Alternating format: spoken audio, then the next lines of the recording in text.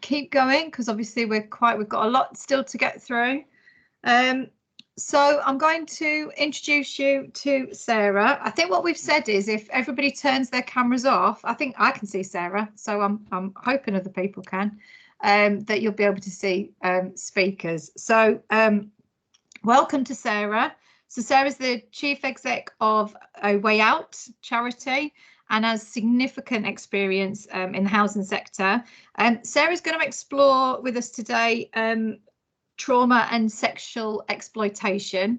And thank you to everybody who's completed the poll. I saw those numbers click up. I know there was a few people that might have had a few problems, but hopefully the majority of people have completed. So I'm just going to hand straight over to you, Sarah, if that's all right.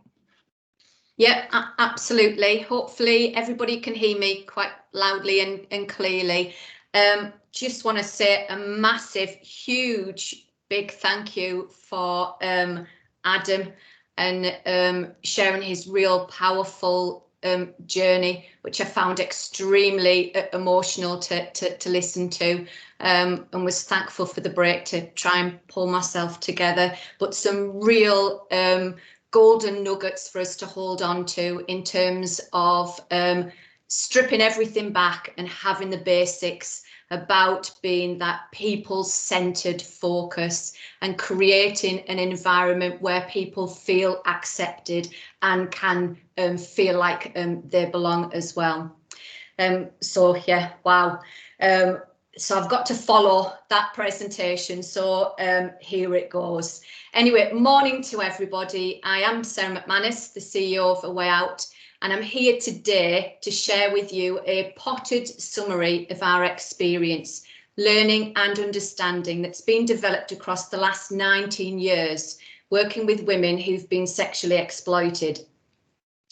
I'll be sharing their lived experience, the trauma and impact from sexual exploitation that affects how they see the world, relate to it, and relate to others and themselves.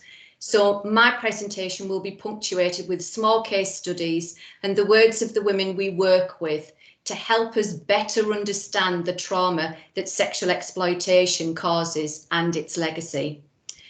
So for those of you who don't know A Way Out, we are an outreach and prevention charity who believe that everyone should be able to live the life they choose without experiencing or fearing abuse, harm and exploitation. We seek to empower those that we work with, enabling them to have control over their lives, whilst amplifying their voices to help tackle the injustice and inequality that they experience.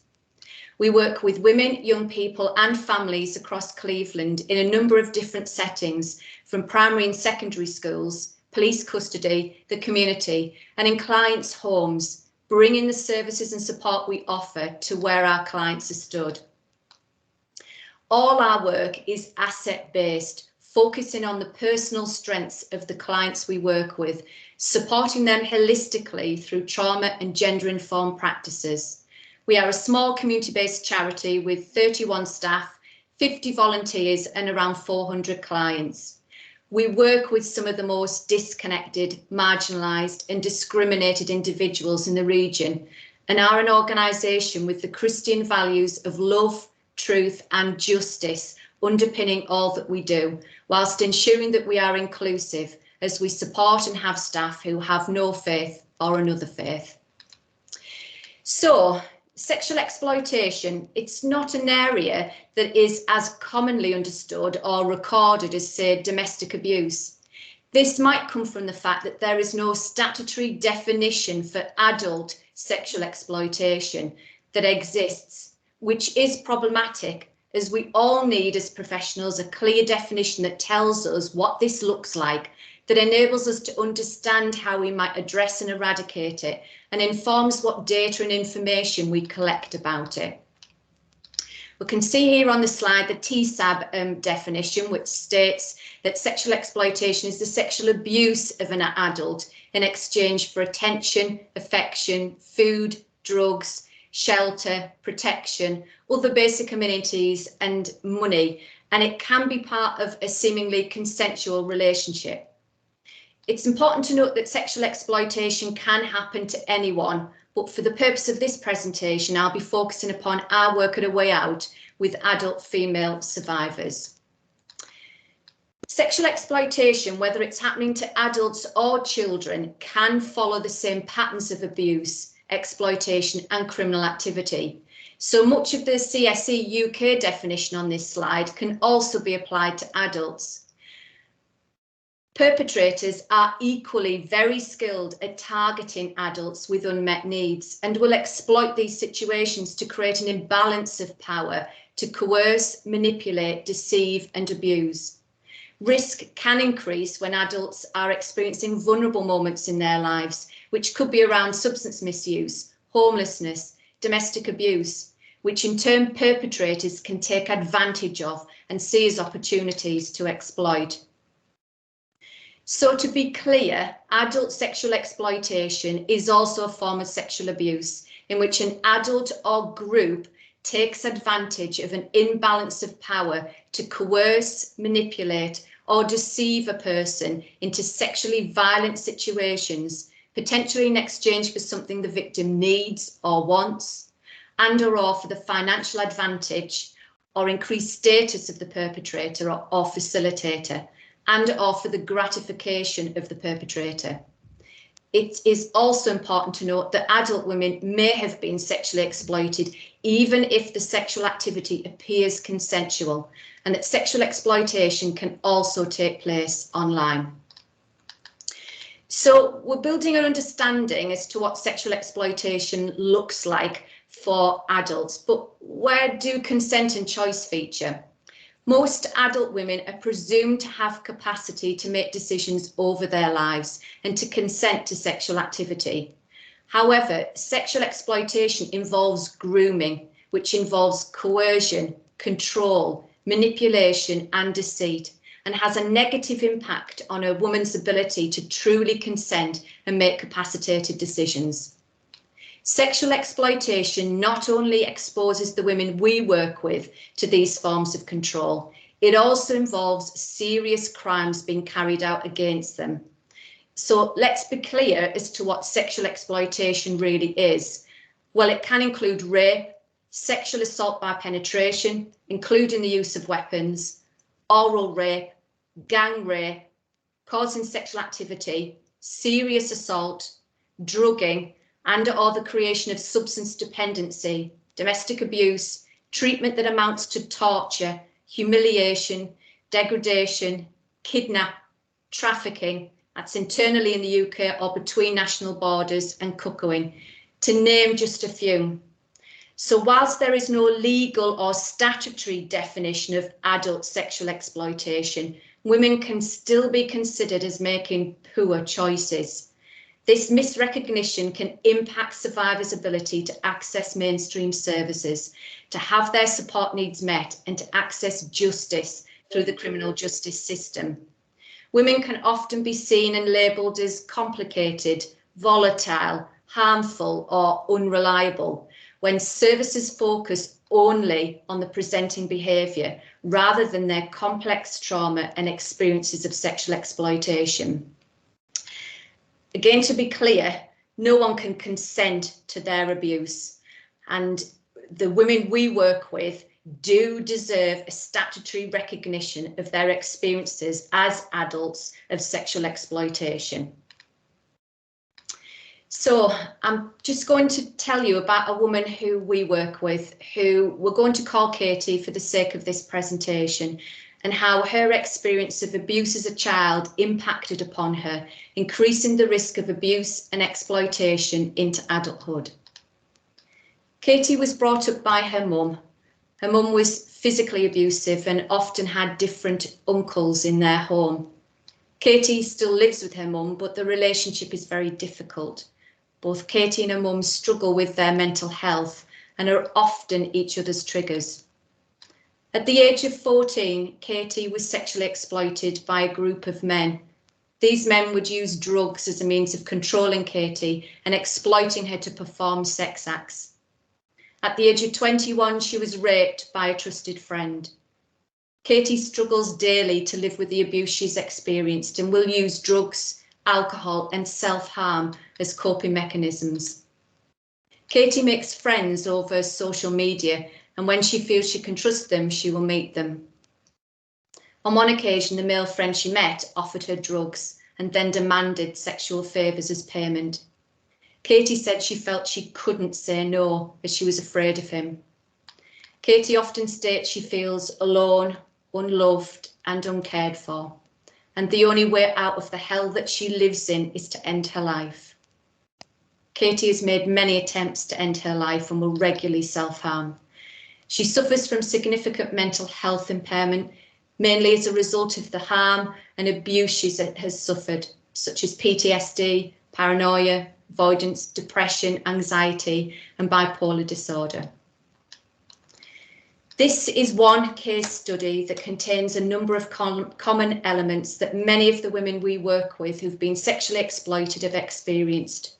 Just up the road, Operation Sanctuary, which was an investigation into sexual exploitation, identified 700 victims in total across the Northumbria police area. The Spicer review that looked into Operation Sanctuary on behalf of Newcastle Safeguarding Adults and Children's Boards found that adults were being targeted, groomed and exploited, as well as children. Methodical planning and targeting of women takes place as part of the grooming process, entrenching and embedding the control and exploitation, locking in the victim. Grooming can take place across a number of weeks, months, and sometimes years, where the perpetrator is building the trust and relationship with that woman. It is essential that we take time out to recognise the signs and stages of grooming to help prevent the abuse and exploitation from taking place. Here we have 6 stages of grooming on this slide. Stage 2 could also involve gaining the trust and developing a relationship with those close to the victim. At stage 3, the perpetrator may be using forms of coercion and generating a dependency on them to help enable the isolation of the victim, to help facilitate the exploitation and abuse and sustained control of the victim. The grooming process can be so effectively executed over time that some of the survivors of sexual exploitation and victims might not recognise at first that they have been sexually exploited, which is even more of a reason why we need to equip ourselves with the understanding about what this looks like. Coercive control plays a key part in sexual exploitation and is more readily understood in terms of domestic abuse, but less so when it comes to sexual exploitation. This is because as adult women are often seen as making poor choices. Yet the same unequal power dynamics are present following the same pattern as child sexual grooming. Women's Aid here on this slide define coercive control as being an act or a pattern of acts of assault, threats, humiliation and intimidation of other abuse that is used to harm, punish or frighten their victim. I want to share with you another case study that simply reinforces how entrenched the coercive control is, to the point that the woman we worked with in this case study had no control or self-determination over her life and believed and accepted that this was what her life needed to look like. Lisa, as an adult, experienced multiple disadvantages, abuse, harm and sexual exploitation. Lisa, as a child, was sexually abused throughout her childhood and struggled with complex trauma into adulthood. She used illicit substances as a way of coping with both childhood and adult trauma. Lisa had been in an abusive relationship and was introduced to other abusive men via her partner and was sexually exploited. In exchange for sex, Lisa would be given money or drugs. Lisa said men would often do things for her, such as give her a lift somewhere or buy her gifts, but then she would feel obliged to have sex with them, even though she didn't want to. Lisa would say that she didn't feel comfortable saying no. Lisa was being sexually exploited by groups of men and was extremely vulnerable. Lisa felt she had no choice. but to say yes to them, as she had to. It was her life now, and she had to do as she was told. Lisa was only in her 20s and sadly passed away. Sadly, this is not an isolated case. Sexual exploitation and the harm and trauma from it can and does kill. So let's look at what trauma really is, which many of you may already be aware of. Well, the first definition here is the medical definition, which goes some way to describe how someone might experience trauma, but is rather narrow and does not fully capture the complexity of the trauma response, which is individual to each person. So the following definition seems to more fully cover that. And it says psychological trauma is the unique individual experience of an event, series, or events, or a set of enduring conditions in which the individual's ability to integrate his or her emotional experience is overwhelmed, and or the individual's experiences a threat to life, bodily integrity, or sanity. So we can see here from this slide that trauma involves both the event and a response to that event. As we can see, trauma can be caused by a single event or an enduring ongoing instances, or by both connecting to form complex trauma. I just want to show you next a video which outlines the journey of one of the women we work with and the complex trauma that she experienced, along with the hope through a trauma-informed service that now supports her recovery.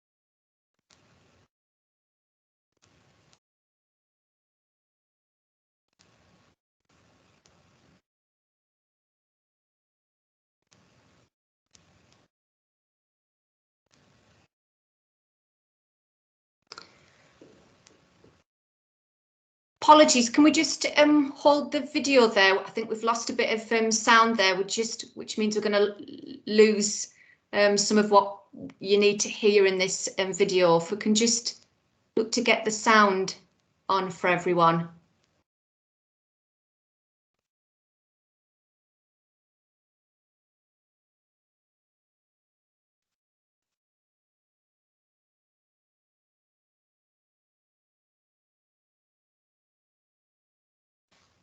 Are we struggling to get the sound on there?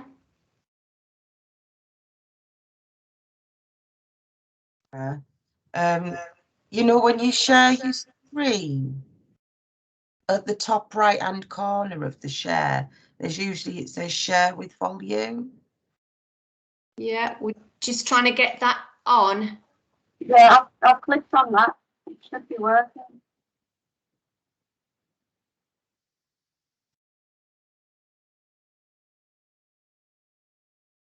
Technology is wonderful when it works, so apologies. Hopefully we'll get this back up and running and you'll be able to. Custody, and it feels like I've been given a voice. They spoke to me like I was human, and they listened to me when nobody else would. My mate told me that she sees them on outreach in Stockton on an evening. She knows about them because she has been exploited and been taken to sex parties by groups of men. She is now sex working and has a heroin addiction. She first met her way out on outreach. They pulled over in the van to see if she was okay. It was late at night and cold. They gave her food, condoms and warm clothing. They gave her an appointment for the next day, and now she has a worker. That was 2 years ago now, and they're still working with her. She has access to their centre, and she can get a bath there, do her washing and go for food parcels when she was homeless. She learned to cook, budget and love herself again. There are so many of us on Teesside who have suffered trauma and sexual exploitation. Hopefully you managed to catch the tail end of that video clip. So in order for us to really better understand how trauma affects how we see the world, relate to others, and how it informs our behaviour, we need to understand how the brain is impacted and responds to trauma. So I thought this very short video simply and clearly provides that really good explanation as to how this works.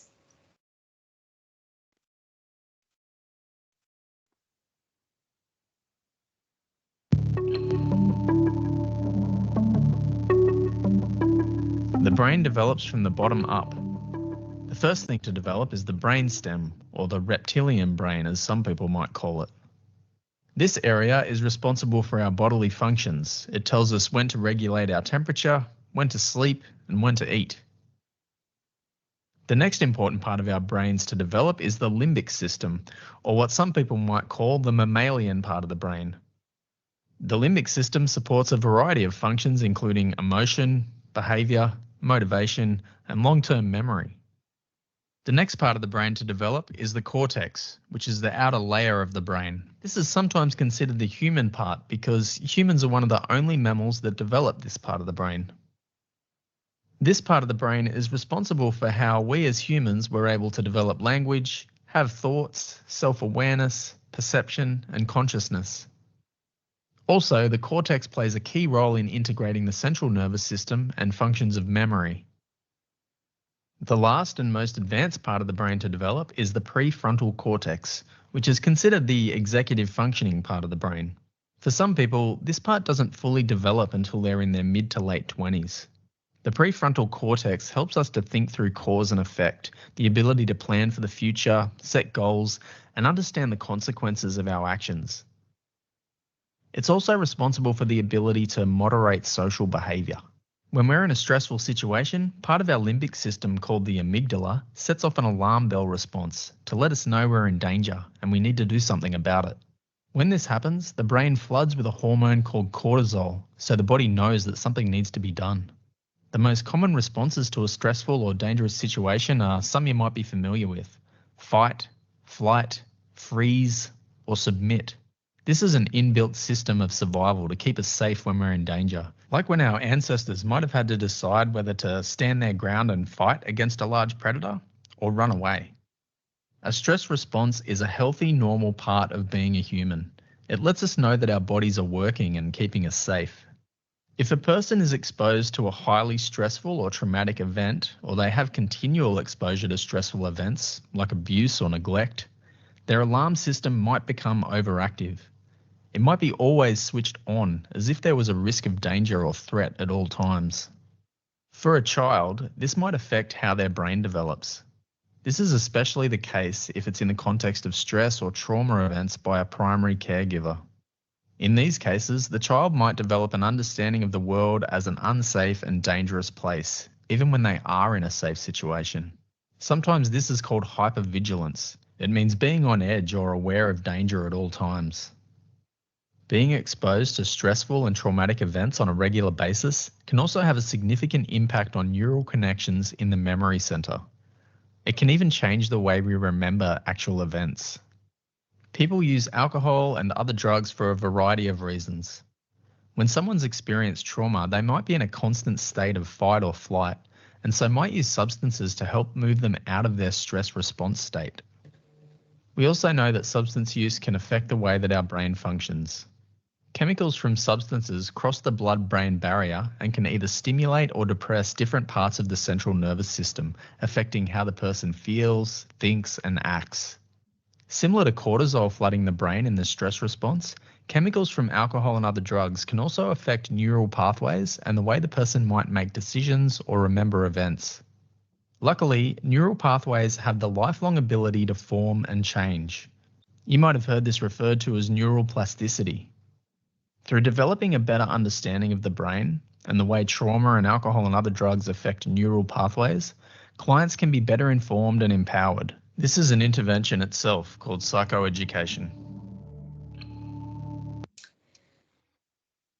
Okay, so hopefully that's given you a bit more insight into how some of the adults you'll be working with who have experienced sexual exploitation have been impacted by the trauma and harm that they've experienced, and how the brain functioning has dealt with that. So imagine, just picking up on what the video has outlined for us, imagine that you've got a constant smoke alarm going off all the time in your head, warning you of danger, even when there isn't any, primed and ready in the survival mode at all times. As stated in the video, that's why we see so many of the women we work with who have been sexually exploited, suffering with addiction, to help block out the harm from the abuse and exploitation, and the smoke alarm that's going off, constantly alerting them to danger all of the time. So on this next slide, we can see the 5 responses to trauma, some of which has been covered in the video. And we now understand that the brain, through the amygdala, will respond to threat in a way it perceives will most likely lead to survival. The friend response is the earliest defensive strategy available to us. As a baby, we would cry to bring the caregiver to us. Once we learn how to talk, we then use language to influence, negotiate, and even bribe our way out of danger. Most of us will utilise our social engagement system when fearful. Flop is activated when freeze does not seem to be working. The body moves from muscle tension to the mind and body being malleable. Higher brain functioning is likely to be offline or severely impacted, which is the area that gives us the capacity for language, reasoning, creativity, philosophy, and self-awareness. This survival mechanism can see victims of sexual exploitation being very submissive, making little or no outward protest concerning what has happened to them in an attempt to stay alive. This response can often be mistakenly seen and interpreted as consent. How we respond and which survival strategy we use is based upon what has worked or not worked in the past and what is most likely to ensure survival, to keep us alive until the danger is gone. If we had a bit more time, we could explore what the common thoughts and behaviours that relate to each trauma response can look like for the women who've been sexually exploited. And I'm sure we would all start to then recognise the clients that you have worked with that have displayed one or more of these responses. So here on this slide, we can see the behaviour symptoms that are informed by the above trauma responses. This is where we need to see the behaviour a bit like an iceberg, with the visible part of the iceberg being the behaviour, being informed by the underlying causes that we don't see sitting underneath the iceberg, which will be their feelings, uncertainty, needs, thoughts, and the overload from this. Feelings around being loved, happy, sad, angry, safe. Am I in control? Do I matter? Threats and sensory, social and processing capacity. It is crucial that we see the behaviour as a symptom as to what the person has experienced and not fall into the trap of treating the behaviour only whilst failing to have sight of the whole person. Again, with more time, I could share the internal and external responses that we see, which will enable you to tailor your delivery when working with adult survivors of sexual exploitation. Trauma-informed approaches will treat the client as a whole person. They will show understanding that the external responses being exhibited by a client are informed by the trauma and harm that they've experienced. They will understand how the trauma has impacted the individual, altering the way in which they see their environment and relationships, leading them to expect danger at all times. The delivery will then respond informed by this. It is possible to deliver trauma-informed support without being a therapist. This approach involves an understanding of the causation, impact and dynamics of trauma, including the risk of it, but it's not a replacement for counselling, therapy or medical treatment. This approach enables survivors to better understand themselves, their emotions and what their recovery might look like. And it should also benefit the staff supporting survivors, prioritising staff well-being, as well as their development as trauma-informed practitioners, and will create excellent models of care to the women and those who interact with them. And I'm sure that this is going to be covered in more detail in Laurie's presentation around vicarious trauma later on. So this slide here shares with you just some of the areas we've put in place at A Way Out as part of our trauma-informed approach to working with women who've been sexually exploited. Key are the guiding principles for this around safety, choice, collaboration, empowerment, trustworthiness, and gender and cultural awareness. Offering peer support opportunities can also help improve the feelings of safety and decrease feelings of isolation. Our approach at A Way Out works on the likelihood that there are traumatic experiences in the client's background, understands the client's behaviour as a symptom rather than who the client is. The client is more than their trauma. Recognise the importance of establishing a working relationship based on mutual trust with the client. The need to unconditionally accept the client whilst also being able to challenge behaviours which need to be challenged. Importance of boundaries which help to contain the client whilst also supporting them. And the client being able to contribute and develop their own support plan as they know what's important to them. Language is also so important as part of this approach. Looking at what we say and how we say it, because it can reflect where we are standing in terms of opinion, feelings and awareness. Sadly, we have some young women in our Blossom service who've been labelled and now describe themselves as having complex needs, or that's because I am complex. This is damaging as it seems to place the accountability and responsibility back onto the individual for the harm and exploitation and multiple disadvantages they've experienced, rather than the systems themselves that are complex and difficult to navigate and have often not seen these women or have failed them through childhood and beyond into adulthood. So this leads me on to our next video that I want to share with you from our Blossom service, which reinforces positive messages that have been put together by the team and clients, and it was put together to support the National Suicide Prevention Day.